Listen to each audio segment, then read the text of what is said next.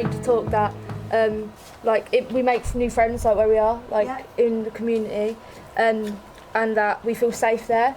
But then, however, outside of that, we don't feel safe, around the community, because there's knife crime and everything. Silhouette, I was nearly in tears with what some of those young people were saying, because a lot of those young people would have nowhere to go, and as they were saying, their lives would be off track. And the fact that there's so many boys there, because boys don't do that sort of thing.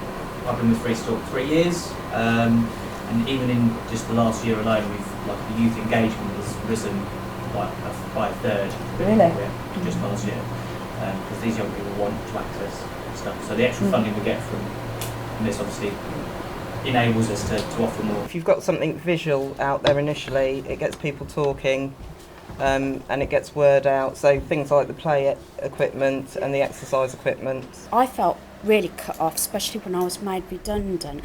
And what I want to say from the film is the encouragement. It doesn't matter what age the person is, they've got able to socialise and to get out there and got the opportunity to speak to different people. And being able to talk to somebody, even if it's just one-to-one, with even a complete stranger or somebody you can just gel with. I think that is the opportunity everybody needs. I didn't have anyone, and I actually phoned Peter to actually get onto working on the lakes, but I ended up doing everything else but the lakes. Having the youth clubs has got me personally off the streets and getting in trouble with the police and everything, so...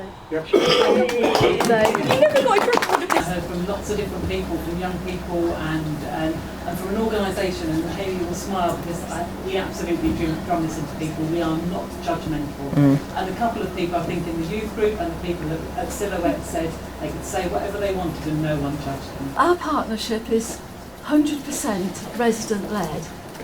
The majority at the beginning, the majority of people that came on that partnership from the areas had never ever sat on a committee before. Never ever. One of the kind of challenges is sustaining all activities. I mean, it's such a vast list. It would be. We were saying that we've noticed, because obviously we've applied for funding along the time, we've noticed that the board has adapted and evolved over time. It must be really tempting to want to fund every single project. I think I would. I'm like, yeah, give them it. But actually, you want to make sure that you can see that they challenge you now when you apply for funding. How long will this last? What impact's it going to have on? The first big application we had in, and I can't remember which one it was, but it was, might have been from the school, but it was for £30,000. Now we were here, the partnership, as I said, come from the residents, who a lot of them were either low-waged or unemployed.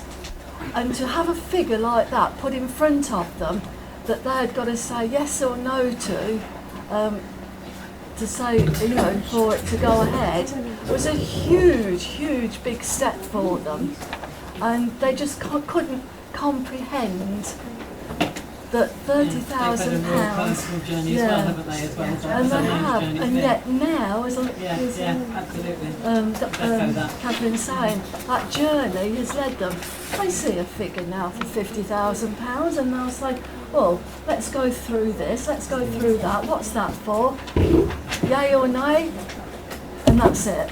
They take it step by step, and it's been huge. And I'm so proud of the partnership, really am. A good thing about Silhouette is it provides new opportunities for young people that, everybody, doesn't, like most people in communities like this don't get chances to do, theatre work and musical theatre and all this. So having Silhouette is just there to provide for people who might not be able to afford it. And it just provides, a safe place to go. A lot of our things would be summed up very briefly in the word engagement. So engagement. So some really good things, about groups. A lot of people who've made UK and combating loneliness and really making a difference. But also there's still more to do. So it's a challenge and a plus. Capacity. So we set these groups up and they become full. We've set a nursery up which has become full, and that's great. But also, where does that go? We could put 2 nurseries up. it's really important that we get a decision as well because it's about us. One of the things that really struck me is when we got onto what the benefits of this approach. Gives people confidence, it gets them used to taking responsibility, it shows other people that they can take decisions and get them right.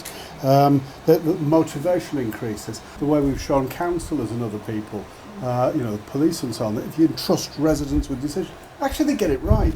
We talked a lot about consistency, about consistency in the board. We talked about the board and how many people have been on it all the way through. And I think that whilst there has been some movement in the board, it's been good. There has been some people that have been there all the time.